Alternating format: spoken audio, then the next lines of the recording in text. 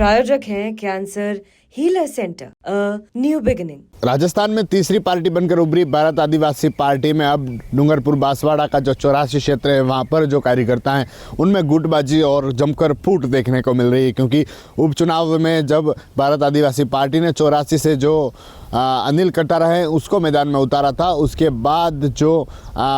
प्रधान हैं चिखली प्रधान, उनके जो पति हैं बदामीलाल, वह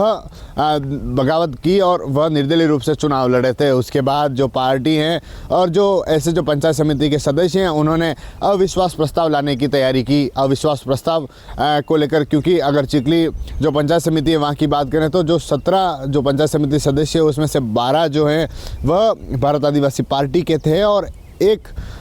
कांग्रेस से और जो 4 है वह भाजपा से थे। लेकिन जब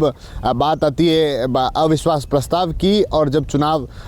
को लेकर अविश्वास प्रस्ताव हुआ, जो वहाँ की जो प्रधान रही थी शर्मिला तबियाड़, वह उसके खिलाफ जो भारत आदिवासी पार्टी के लोग थे वह अविश्वास प्रस्ताव लाते हैं और जब चुनाव करवाया जाता है तो उसमें से सिर्फ जो भारत आदिवासी पार्टी के 6 लोग वहाँ पर पहुँचते हैं, 6 लोग वहाँ पर नहीं पहुँचे। उसके बाद न तो कोई बीजेपी से वहाँ पर अविश्वास प्रस्ताव में वोट डालने पहुँचा और न ही कांग्रेस से कोई वोट डालने पहुंचा और खुलकर जो फूट थी वह अब सामने आ गई, क्योंकि जो 6 लोग थे वह भारत आदिवासी पार्टी के जो थे वह भी नहीं पहुंचे और बीजेपी और कांग्रेस से कोई नहीं पहुंचा। उसके बाद अब खुलकर जो है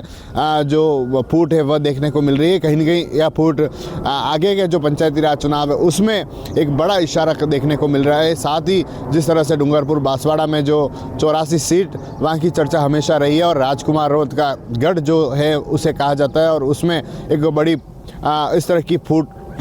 जो उनके कार्यकर्ताओं में और जो लोगों में दिखना कहीं ना कहीं चर्चा बनी हुई है, क्योंकि जो सबसे